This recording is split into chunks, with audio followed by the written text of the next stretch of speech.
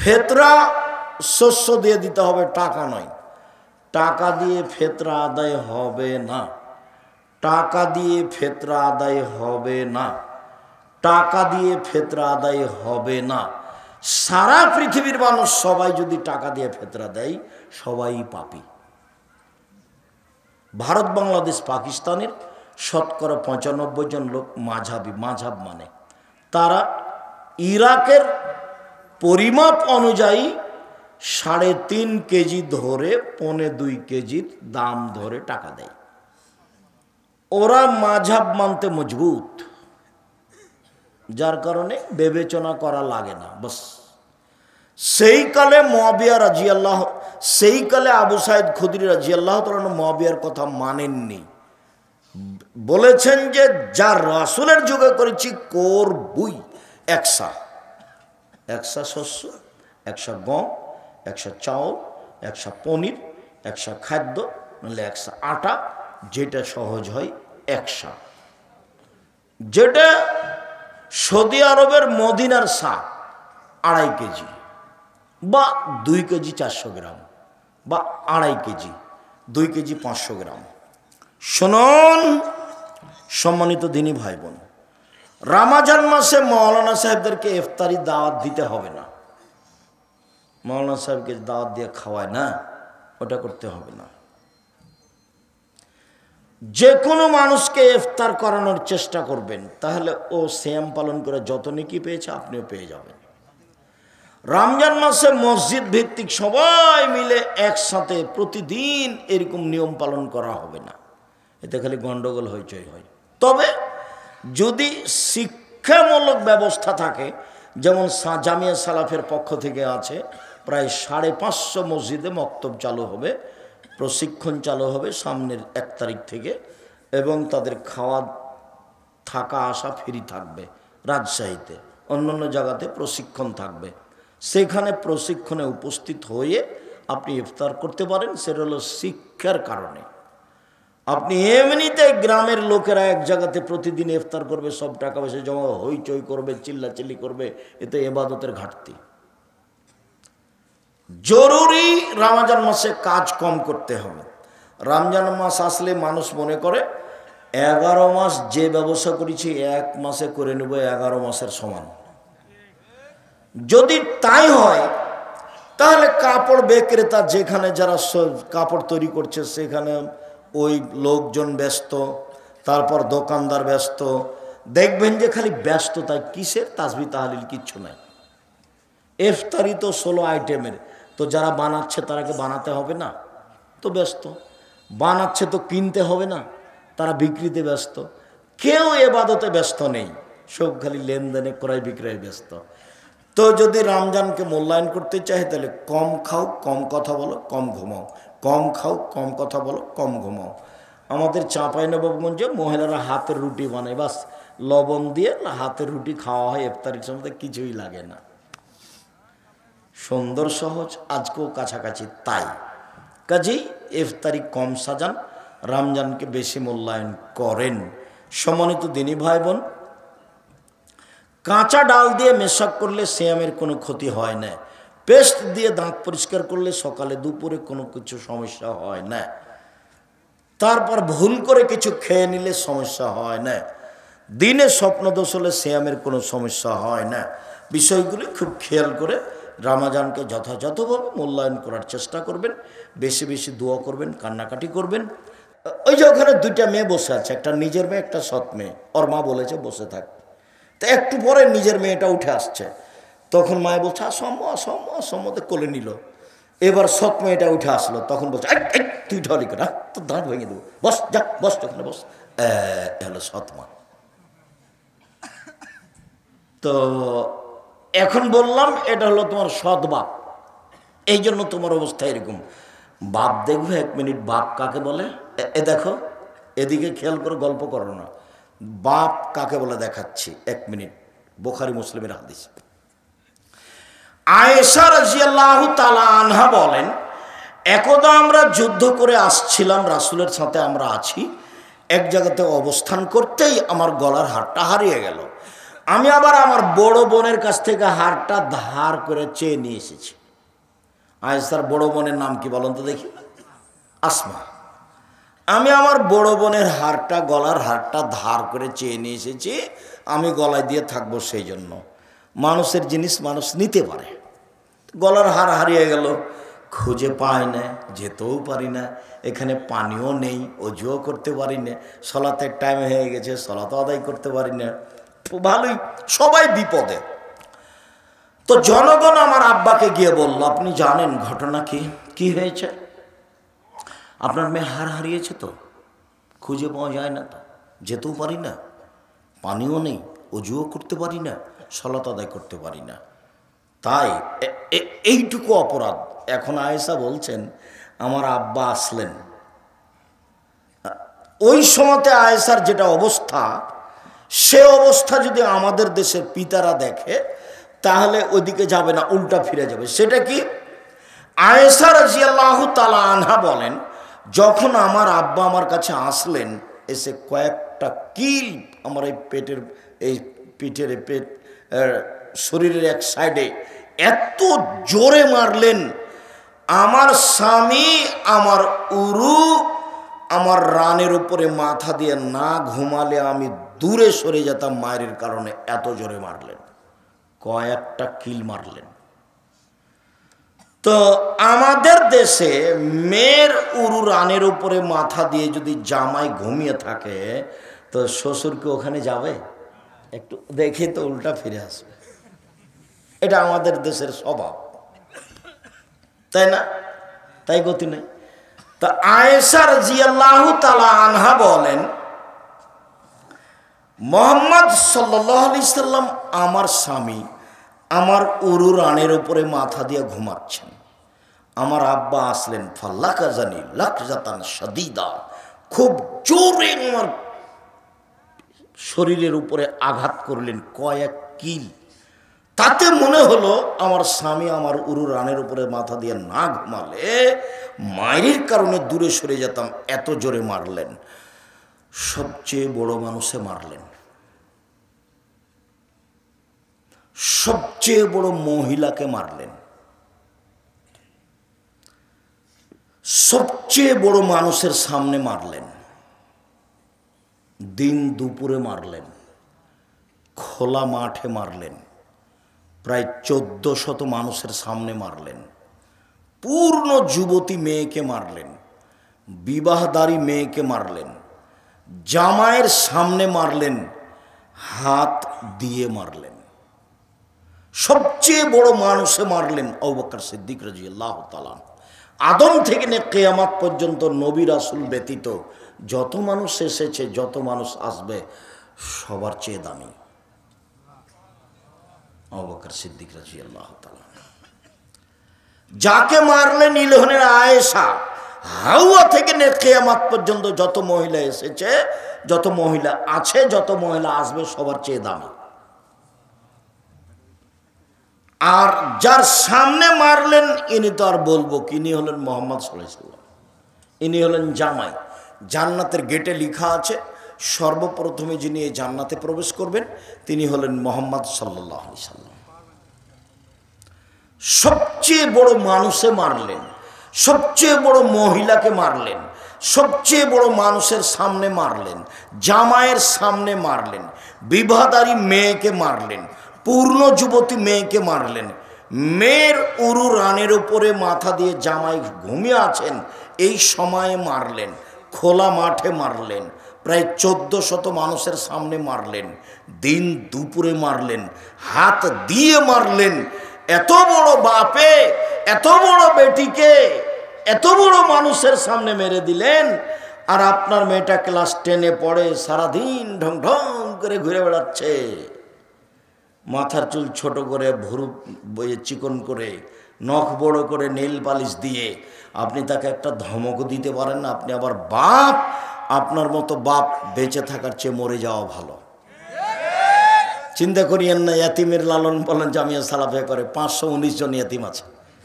আপনি ইনশাআল্লাহ আপনার মেয়ের লালন পালন হবে, আপনার মতো বাপের প্রয়োজন নাই। এরকম বাপের প্রয়োজন নেই। কালকে যদি 519 জন ইয়াতিম আরও বেশি হয়ে যায়, জামিয়া সালাফিয়া বহন করবে ইনশাল্লাহ, কোনো সমস্যা নেই। 5000-এর বেশি ছেলে মেয়ে আছে, 300 জন শিক্ষক শিক্ষিকা আছে দেশ বিদেশের। প্রতি মাসে প্রায় 40 লক্ষ টাকা বেতন লাগে। তো কাজেই আলহামদুলিল্লাহ এইটা তো অনেক বড়, অনেক এরিয়া নিয়ে 60-70 বিঘা জমি। রাজশাহী যেটা আছে 40 বিঘার ওপরে আছে, যেটা রূপগঞ্জ আছে সেটা প্রায় 100 বিঘার ওপরে আছে, যেটা দিনাজপুরে আছে সেটা প্রায় 18-20 বিঘার ওপরে আছে। সম্মানিত দিনী ভাই বোন, আপনার মতো পিতা আমি চাচ্ছি না, আসলে পিতা হওয়া চাচ্ছি। দেখেন পিতা কাকে বল, এ দেখেন বাপে মেরে দিলেন, এর নাম বাপ। বিবাহদারী মেয়ে জামাইয়ের সামনে, বোঝা গেল না, জামাইয়ের সামনে। তো মা দেখবেন, এ মেয়ে শোনো, এই খালেদা শোনো, দেখো মা দেখো, তোমার মাকে তুমি আজ থেকে সৎ মা বলিও, নাহলে খালা বলে ডাকিও, খালা, সহজ পথ। বলো, তুমি বলো তোমার নখটা বড় কেন, নেইল পালিশ কেন, কেন? এর জবাব কে দিবে? তোমার মা দিবে। আমি দেব নাকি? আমি দেব কেন? আমাকে তো আল্লাহ রাসূল দায়ী করেনি, তোমার মাকে করেছে। তোমার ভুরু তুলে চিকন করা আছে কেন? এর জবাব আমি দেব। আমি কেন দেব? তুমি তো চুলকে ওপর বেঁধে, খোপা বেঁধে ধামাওয়ালিদের মতো হাঁটো। আরে ধামাওয়ালি মানে বাইদানিদের মতো। বাইদানি, চুল ওপরে বাঁকা করে একটা লম্বা লাঠি দিয়ে হাঁটো। তুমি যে বাইদানি হয়ে চলো, তো তোমার মা দেখে না? এটা তোমার মা না, তোমার খালা। আমার পরামর্শ থাকলো মা বলিও না, মার একটা দাম আছে, খালা বলিও। খালা কেমন আছেন? আব্দুর রাজাক বিন ইউসুফ আজকে আমাদের সম্মেলনে এসে আপনাকে খালা বলে ডাকতে বলেছে। কেন? এই জন্য যে আমার নখ বড়, এই জন্য আমার নখে নেইল পালিশ, এই জন্য যে আমার ভুরু তুলে চিকন করা আছে, এই জন্য যে চুল আমি মাথার উপরে বেঁধে বাইদানি হয়ে চলি, এই জন্য যে আমার পরনে স্কিন পায়জামা আছে, এই জন্য যে আমার পরনে এরকম ফাঁকা পায়জামা আছে, আর একজন ঢুকবে। রিক্সায় উঠার সময় তো হাঁটু পর্যন্ত দেখা যায়। তা আমি নাকি, আমার নাকি মা নাই, সেই জন্য এরকম আব্দুর রাজাক সাহেব বলে গেছেন আপনি নাকি আমার সৎ মা, না হয় আপনি নাকি খালা। মা হলে নাকি এরকম হয় না। তো তাহলে মা দেখাই, এরকম যে হয় না তো মা দেখাই। জাবের রাদিয়াল্লাহু তাআলা আনহু বলেন যে আমরা একবার যুদ্ধতেই জেগেছিলাম, চলে এসেছি, মদিনায় ঢুকবো। তো আল্লাহ রাসূল বলছেন যে থামো থামো থামো থামো, রাতে এখানে থাকবো, সকালে বাড়ি যাব। তো আমি জাবের বললাম আল্লাহ রাসূল আমি তো নতুন বিবাহ করেছি, আমাকে বাড়ি যেতে অনুমতি দেন। তো আল্লাহ রাসূল আমাকে কিছু কথা বললেন। ও তুমি নতুন বিবাহ করেছো? তো কুমারী মেয়ে বিবাহ করেছো না তালাক প্রাপ্ত মেয়ে বিবাহ করেছো? আমি বললাম তালাক প্রাপ্ত মেয়ে বিবাহ করেছি। তো আল্লাহ রাসূল বললেন তুমি কুমারী মেয়ে কেন বিবাহ করলে না? তুমি তার সাথে খেলতে, তোমার সাথে খেলতো, এগুলো কিছু বললেন। তখন আমি বললাম দেখেন আল্লাহর নবী, আমার আব্বা 9 জন মেয়ে রেখে শহীদ হয়ে গেছেন উহুদের যুদ্ধে। আমার 9 জন বোন আছে, 9 জন বোন আছে। আক্রাহু আনা তাযাওয়াজা বিসলাহুন্না অফিরায়াতিন খারকা। আমার বোনদের সমবয়সের, কম বয়সের, কম বুদ্ধির মেয়েকে আমি বিবাহ করতে চাইনি 4টা কারণে। মা মানে 4টা। দেখেন আল্লাহ নবী, আমার আব্বা না উহুদের যুদ্ধে শহীদ হয়েছেন 9 জন মেয়ে রেখে, আমার 9 জন বোন আছে। তো আমার বোনদের সমবয়সের মেয়েকে আমি বিবাহ করতে চাইনি, অপছন্দ করেছি 4টা কারণে। এক, লেতুয়াল্লেমাহুন্না, যাতে করে আমার স্ত্রী আমার বোনদেরকে বিদ্যা শিখাতে পারে, মা মানে বিদ্যা। 2, বলে তুয়াদ্দেবাহুন্না, আমার স্ত্রী যেন আমার বোনদেরকে শিষ্টাচার শিখাতে পারে, মা মানে শিষ্টাচার। তুমি বলো খালেদা, তোমার নখটা বড়, নখে নেইল পালিশ, বলো এটা কোন শিষ্টাচার? বলো এটা কোন শিষ্টাচার? বলো, বলো না। আব্দুর রাজাক সাহেব, এটা হলো ইহুদি খ্রিস্টানদের পতিতালয়ের মেয়েদের শিষ্টাচার। তোমাকে যদি কেউ বলে এই মেয়ে, এই খালেদা, তোমার নখটা বড়, নখে নেল পালিশ আছে, বলো তো এটা কোন শিষ্টাচার?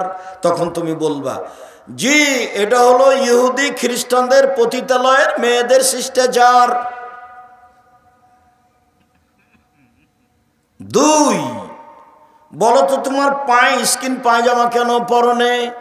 বলে এটা খ্রিস্টানদের নীতি, ইহুদিদের নীতি, ওদের বিবাহ লাগে না, এমনিতেই দিন চলে, ওরা স্কিন পায়জামা পরে, আবার জ্যাঙ্ঘা পরে খালি থাকে, ল্যাঙ্গট পরে খালি, আর কিছু লাগে না। তো তাহলে বলো এটা কেমন হলো? এই যে কপালের টিপ, কপালের টিপ হলে হিন্দু মেয়েদের নীতি, বুড়ো তুলে চিকন করা, এগুলো শিষ্টাচার? আল্লাহর নবী, আমি বেশি বয়সের মেয়েকে বিবাহ করেছি যাতে করে আমার স্ত্রী আমার বোনদেরকে শিষ্টাচার শিখাতে পারে। 2, বলে তুরাজ্জালা হুন না, আমার স্ত্রী যেন আমার বোনদের মাথার চুল চিরুনি করে সাজগোজ করে পরিপাটি করে রাখতে পারে। মা মানে মেয়ে হলো পরিপাটি হয়ে থাকবে, সাজগোজ হয়ে সুন্দর হয়ে ঝকঝকে হয়ে থাকবে, তার মানে এ মেয়ের মা আছে। 4, বলে তাকুমা আলাইহিন না, আমার স্ত্রী আমার বোনদেরকে পাহারা দিবে। পাহারা, এই কোথায় গেছিলে? সলাৎ হয়েছে, বাহিরে গেলা কেন? মাথায় কাপড় কই? ছি ছি ছি ছি ছি ছি, খালি মাথায় গেছিলে নাকি? এরকম দেখলে ওটা দাঁত খুলে দেবো, সাবধান। পাহারাদার, আপনাদের এখানে পলাশিতে একটা ফ্যাক্টরি হয়েছে, তো পাহারাদার ঘুমাচ্ছে, এখন মালিক কি করবে? বিদায় করে দিবে, বেতনও দিবে না। আর যদি ভালো হয় তাহলে হলো না রে, এই মাসের বেতন নিয়ে যা। এটা পাহারাদার। আল্লাহর নবী বলছেন যে মা হলো পাহারাদার। আমি কি দিয়ে বুঝাই আপনাকে? হাদিস তো বুখারী মুসলিম। মা হলো পাহারাদার। বলো খালেদা, তোমার মা কেমন পাহারাদার? তোমার কাছে কি আছে? আমি কি দিয়ে বলতে পারি যে এটা তোমার মা? এই জন্য নিরুপায় হয়ে আমি আব্দুর রাজ্জাক বিন ইউসুফ বলেছি এটা তোমার খালা, যাতে করে তুমিও বাঁচো আমিও বাঁচি। নিরুপায় হয়ে বলেছে এটা তোমার সৎ মা, নাহলে তুমি মিলাও, মিলবে না। চলেন, সিয়াম মানে জান্নাত। একদিন কেউ যদি সিয়াম থাকে তাহলে আল্লাহ তাকে জাহান্নাম থেকে 70 বছরের পর দূরে সরিয়ে দিবেন। 1, 2, কেউ যদি একদিন সিয়াম থাকে আল্লাহ তাকে জাহান্নাম থেকে 100 বছরের পর দূরে সরিয়ে দিবেন। 3, কেউ যদি একদিন সিয়াম থাকে আল্লাহ তাকে জাহান্নাম থেকে 500 বছরের পর দূরে সরিয়ে দেবেন। তাহলে 3টে হাদিসের ফলাফল নেকি হলো না জান্নাত হলো? জান্নাত। এর ফলাফলে কোনো নেকি নেই। সিয়াম পালন করে নেকি নেই, সিয়াম পালন করে জান্নাত। নেকি হলে ফেরেশতা লিখতেন, ফেরেশতা 10 লিখো, 10, 20, 50, 100, বাড়াও বাড়াও বাড়াও বাড়াও, 700, আরো বাড়াও আরো বাড়াও, কিচ্ছু নেই। সিয়াম প্রতিদান আমি দিব, ওটা আমার ব্যাপার। প্রতিদান আমি দিব, ওটা আমার ব্যাপার। আল্লাহ বলছে প্রতিদান তিনি দিবেন, এটা তার ব্যাপার। সিয়াম পালন করেন না কেন? কালকে থাকবেন সিয়াম, বৃহস্পতিবার, বৃহস্পতিবার সোমবার সিয়াম থাকেন না কেন? এটা কোন অভ্যাস আপনাদের? খালি গল্প করেন, দোকানে বসে আড্ডা পিটেন। একবারে স্বামী স্ত্রী মিলে পরামর্শ করে, লাগবে না সাহারি, থাক সাহারি, পারলে খান, বাস সিয়াম থাকতেই হবে। আমি ফরজ বলিনি, কিন্তু আপনার জীবনের জন্য বলছি থাকতেই হবে। ব্যতিক্রম ইবাদত পৃথিবীতে বলতে থাকি কয়েকটা। তারপরে যখন মানুষ জান্নাতে ঢুকবে, 8টা দরজা আছে জান্নাতে, একটা তো, একটা হজের, একটা সলাতের, একটা জাকাতের, একটা দানের। তো ফেরেশতারা ওই সময়তে ডাকবেন, আসেন আসেন যারা দান করেছেন এই দরজা দিয়ে আসেন, আসেন যারা সলাত আদায় করেছেন এই দরজা দিয়ে আসেন, আসেন যারা সিয়াম থেকেছেন এই দরজা দিয়ে আসেন, যারা হজ করেছেন। তো আবু বকর সিদ্দিক বলছেন, আল্লাহর নবী, আচ্ছা সব দরজা থেকে ডাকা হবে এমন কি কেউ হবে? হ্যাঁ, তুমি তার মধ্যে, মোটা কথা, তুমি তার মধ্যে। বিশাল ব্যাপার। আবু বকর সিদ্দিক ভিন্ন মানুষ রাদিয়াল্লাহু তাআলা। তো সিয়াম পালনকারীর শেষ ব্যক্তি যখন ঢুকে যাবে তখন এই গেটটা বন্ধ হয়ে যাবে, অন্য কোনো ইবাদতকারী এটাতে ঢুকতে পারবে না। তখনও হজেরটাও খোলা আছে, সলাতটাও খোলা আছে। মানে সলাত আদায়কারী হজেরটা দিয়ে ঢুকতে পারবে, হজ পালনকারী সলাত দিয়ে ঢুকতে পারবে, কিন্তু সিয়াম পালন না করে এইটা দিয়ে ঢোকা যাবে না। বুঝাতে পারিনি? সিয়াম ভিন্ন ইবাদত, এটার সাথে মিল খাবে না, অন্য কোনো ইবাদতের সাথে মিল নেই। শুনুন, আল্লাহ নবী বলছেন ওমামা বাহিলিকে, ওমামা বাহিলি বলছেন আল্লাহ নবী একটা আমলের কথা বলেন তো আমি জান্নাতে চলে যাব তা দিয়ে। তো আল্লাহ রাসূল বলছেন ওমামা সিয়াম পালন করো। ইবাদতের জগতে সিয়ামের সমপর্যায়ের কোনো ইবাদত নেই, এক। দুই, ওমামা তুমি সিয়াম পালন করো, ইবাদতের জগতে সিয়ামের মতো কোনো ইবাদত নেই। এক মিনিট, এটা হলো সিয়াম, একটা মতো আর একটা সমপর্যায়ের। এটা হলো সলাত। সলাত যত দামি ইবাদত হোক না কেন, কেউ যদি বলে সলাত সিয়ামের সমপর্যায়ের, ভুল হবে। মানে এর সমপর্যায়ের কোনো ইবাদত পৃথিবীতে নেই। কেউ যদি বলে হজ সিয়ামের মতো, হবে না। কেন? এর মতো কোনো ইবাদত পৃথিবীতে নেই, একেবারে ভিন্ন ইবাদত, এর নাম সিয়াম। আল্লাহর ভয়, এক ফোঁটা চোখের পানি সবচেয়ে প্রিয় কাজ। এক ফোঁটা চোখের পানি হজের সমপর্যায়ের ইবাদত? জি না। অজু করলে পাপ মিটে যায়, মান বেড়ে যায়, পাপ মিটে যায়, মান বেড়ে যায়। সে হয়ে যায় সেদিনের মতো যেদিন তার মাতাকে জন্ম দিয়েছে, নিষ্পাপ হয়ে যায়। সুন্দর করলে অজু করলে তার মরে যাওয়া ভালো, তার বেঁচে থাকা ভালো। বেঁচে থাকা ভালো, তার মরে যাওয়া ভালো, সবটাই ভালো সুন্দর করে অজু করলে। এটা হলো সিয়াম। সুন্দর অজু সিয়ামের মতো? ভুল কথা। সুন্দর অজু সিয়ামের সমপর্যায়ের? জি না। সিয়াম ভিন্ন ইবাদত। বিচার মাঠে সিয়াম কথা বলবে, অবশ্য অন্য কয়েকটা ইবাদত কথা বলবে। এক, সিয়াম আপনার পক্ষে কথা বলবে বিচার মাঠে। দুই, কোরআন, কোরআন তেলাওয়াত করলে কোরআন আপনার পক্ষে কথা বলবে বিচার মাঠে। তিন, হজ যদি কবুল হয় তাহলে কালো পাথর হাজরা আসওয়াদ আপনার পক্ষে কথা বলবে। চার, আঙ্গুল, যে আঙ্গুলে তাসবি গণনা করেন, তাসবি দানা দিয়ে কখনো তাসবি গণনা করবেন না।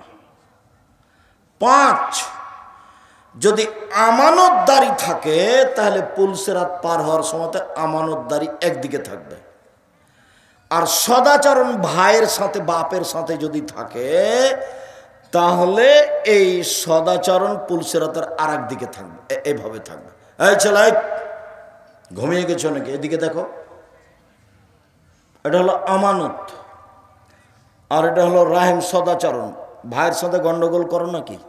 আমাদের গ্রামে না ভাইয়ের সাথে গন্ডগোল, ওটা ঢেঁকি কেটে ভাগ করে নিয়েছে, ঢেঁকি কেটে ভাগ করে নিয়েছে।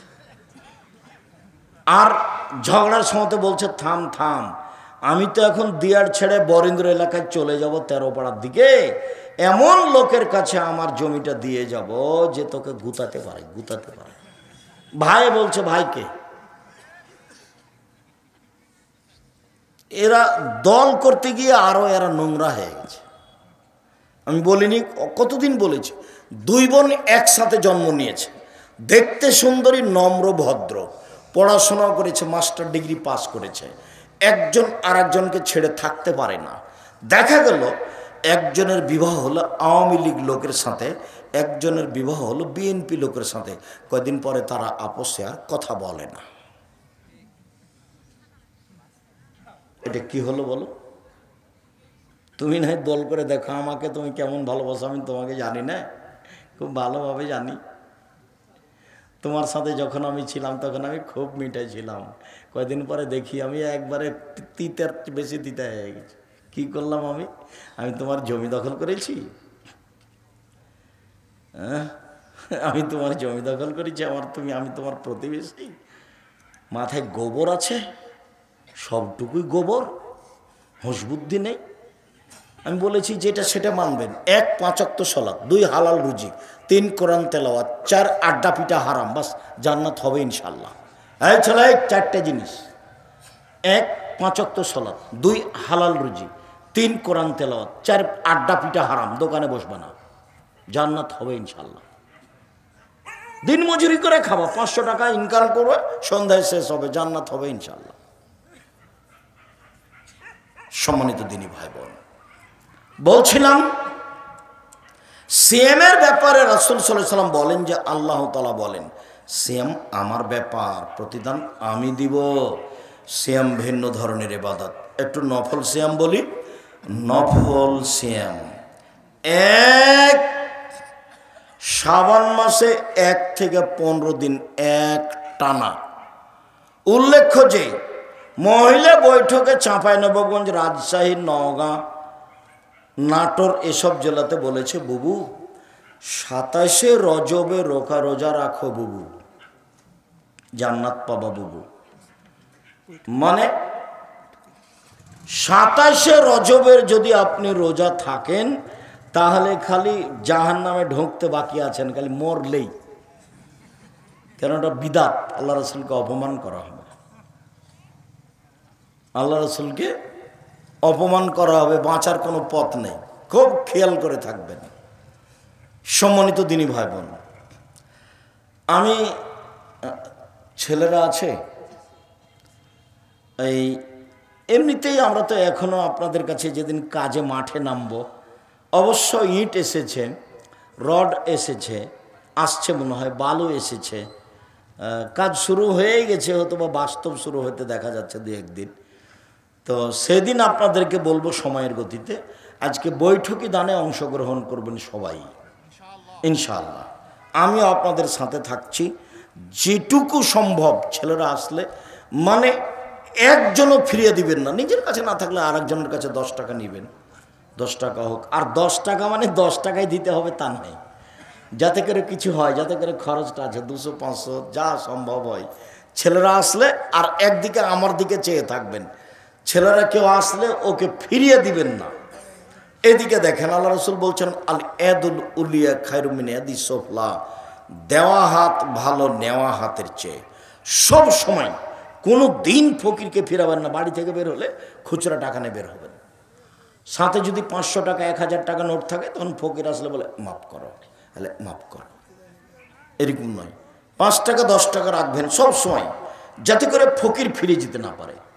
এই যে বৈঠকি দানে আপনাদের কাছে আসবে, যারা মঞ্চে আছি তারা সহ, যারা যেখানে আছি কর্মচারী সহ সব, 10 টাকা হোক, 500 টাকা হোক, 50 টাকা হোক, বৈঠকি দানে অংশগ্রহণ করলে, এই ছেলেরা তোমরা অংশগ্রহণ করবে, তোমরা খালি চুপচাপ থাকো।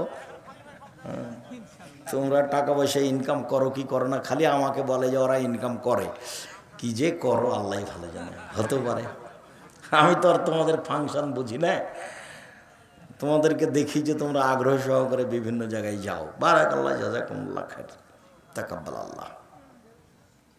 তো সবাই অংশগ্রহণ করবো ইনশাআল্লাহ। তো চলেন, আমরা কোথায় আছি? 1 শাবানের একটানা 15 দিন সিয়াম, 2 জুলহিজ্জার 1 থেকে 9 দিন একটানা সিয়াম, 3 শাওয়াল মাসে 6 দিন সিয়াম, 4 প্রতি মাসে 3 দিন সিয়াম, 5 মুহররমের 2 দিন সিয়াম, 6 আরাফার 1 দিন সিয়াম, 7 বৃহস্পতিবার সোমবার সিয়াম, 8 একদিন সিয়াম একদিন এমনি, একদিন সিয়াম একদিন এমনি, একদিন সিয়াম একদিন এমনি। জি, আমার দিকে দেখেন তো, কেউ বাকি থাকবেন না। 10 টাকা হোক, নিজের কাছে না থাকলে কারো কাছ থেকে নিয়ে দিবেন।